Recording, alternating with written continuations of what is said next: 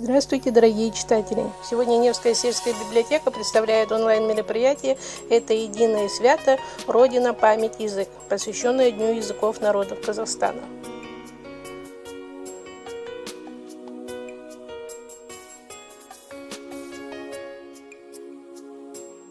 День языков народов Казахстана в нашей стране был установлен 20 января 1998 года указом первого президента республики Нурсултаном Назарбаевым, который отмечается в третье воскресенье сентября.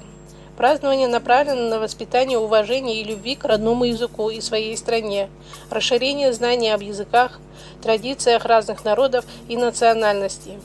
И в какой-то мере праздник показывает, что наша Родина настолько широка, настолько многонациональна, сколько культур она вмещает, сколько народностей, и все они смешиваются. У братских народов мы перенимаем самое лучшее, как и они у нас. Язык – это общественное явление, которое действует на протяжении всего существования человечества. История не знает ни одного человеческого коллектива, который бы не пользовался языком, и это понятно. Человек живет в обществе, он постоянно связан с другими людьми. Средством общения служит язык. При помощи языка люди передают свои мысли, желания, чувства. В глубинах народного языка отражается вся история духовной жизни народа.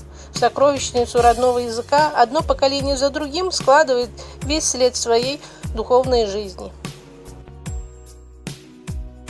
Исторически сложилось так, что на территории Казахстана действует и развивается более 100 языков, но государственным языком является казахский язык. Қымбат маған ана тілім, бал тілім, қымбат маған дана тілім, ар тілім, ақ сүтпен бірге сіңген бойыма, ана тілім ардақ тұтар алтыным, ана тілім жырлап өткен талайлар, жырлап өткен ыбырай мен абайлар. Қасиетті менің ана тілімде өшпес мәңгі алаулаған арай бар. Өлең жырмен арайланса тау күліп, ардақтымды жырлап өтем ән қылып. Мағжан Қасым Мұқағали жырларының жалғастырып жаза берем мәңгілік.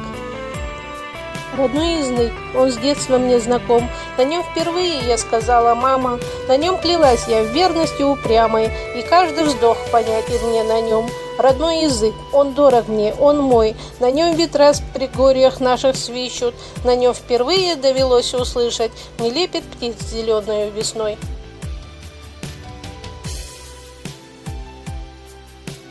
В основном законе государства Конституции Республики Казахстан записано, что русский язык является языком межнационального общения.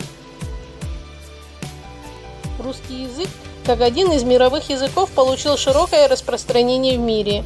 Его изучает, знает почти все население Казахстана. Знание русского языка сближает народы нашей независимой республики, укрепляет дружбу с народами других республик и зарубежных стран. На земном шаре много языков. Особую роль в развитии человечества сыграли так называемые мировые языки. Таких языков 6 – английский, французский, русский, испанский, китайский и арабский. На любом из этих 6 языках могут осуществляться межгосударственные, научные и культурные контакты, проводиться международные встречи, совещания на мировом уровне. Эти языки провозглашены в качестве официальных рабочих языков ООН. Мировые языки являются средством межнационального общения народов, населяющих различные регионы нашей планеты. Каждый язык – это целый мир. Язык – это живая душа народа, его радость, боль, память, сокровище. Нет такого языка, который бы не заслуживал уважения. Каждый народ имеет свой язык, который дорог его детям, как голос матери, как хлеб родной земли. Каждый человек с раннего детства, впервые сказав на родном языке слова «мама», «хлеб», «земля», «снег», «дождь», «звезды», начинает любить свою родную речь, язык своей матери. Речь культурного, образованного человека должна быть правильной, точной и красивой. Высокая культура речи – это умение правильно и точно, верно и выразительно передавать свои мысли средствами языка.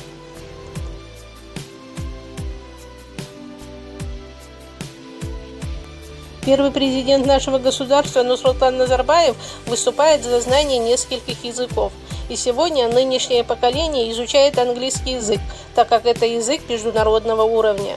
Это язык Уильяма Шекспира, Джорджа Гордона Байрона, Джека Лондона, Теодора Драйзера. Это официальный язык множества стран, в в частности Великобритании, США, Канады, Австралии, Новой Зеландии и других.